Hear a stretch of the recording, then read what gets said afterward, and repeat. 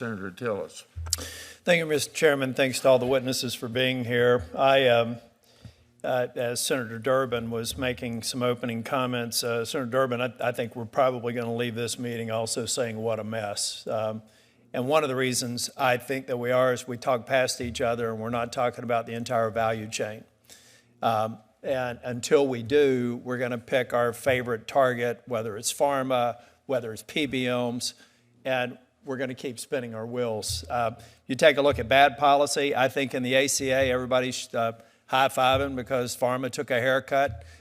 Nobody's talking about how wonderful it was that we had a 60% reduction in small molecule research, which we all know is one of the most promising fields for therapies and cures going forward. So you got to understand the consequences.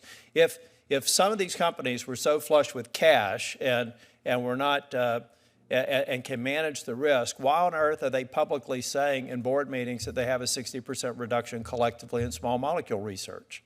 Just one point. I actually think everybody needs to get into the barber shop. I've been saying this for years. A haircut should be coming, but everybody has to be in the barber shop. The question is, are we going to end up with a haircut like Mike Lee's or one like John Kennedy's?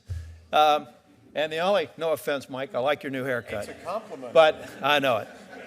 But the point is we keep talking past each other. I can't even get TRICARE, the biggest PBM for federal employees, one that I'm on. I can't even get transparency from them. I tried it in the prior administration. I want to audit the TRICARE PBM. At least we can eat our own dog food, right?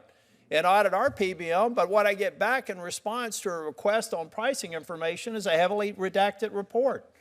This administration, I'm going to try again. I tried it with the Biden administration.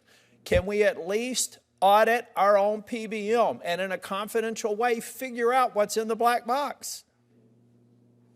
And I think if we start doing that systematically, Professor Sood, I think some of your insights specifically into PBMs are probably correct.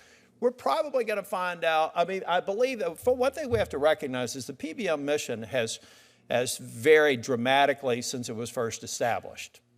And so the question is that mission creep necessary or not necessary? Is it value added or is it adding cost?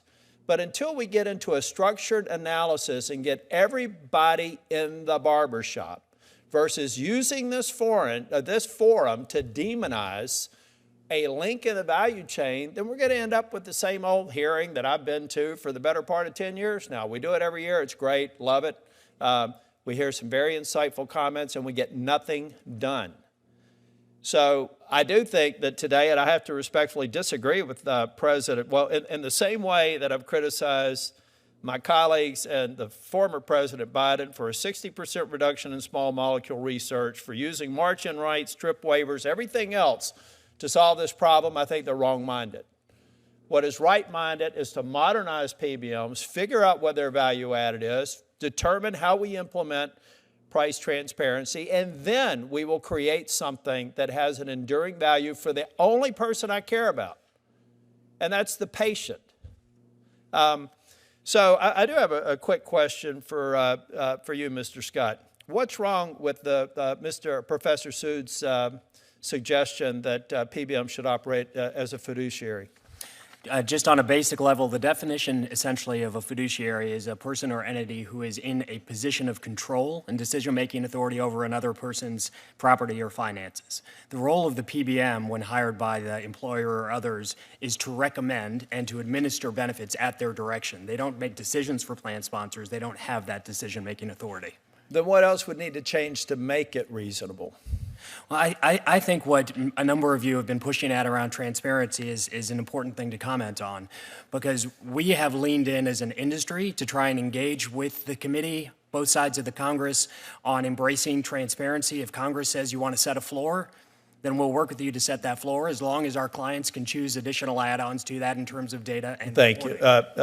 Scott, I hate to break you off, but Sir Grassley, I really think that one of the things that we should probably do outside of the structure of a committee is to have a work group for those of us who are willing to participate get all the players at the table so that we could have a good old-fashioned debate club versus the very limited question and answer that we have here. And that would be something, if you're okay with, I'd like to follow your lead. If not, then I'm likely to convene it myself so that I can get everybody in the room and we can have a very transparent discussion and comprehensive discussion about how we fix the value chain and how we ultimately address this problem.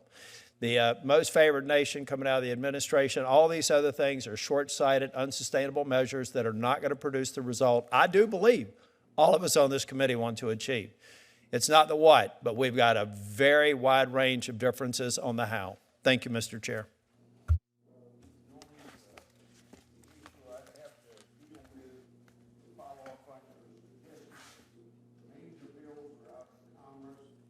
And health, and I think we'd have to get those chairmen to agree to that.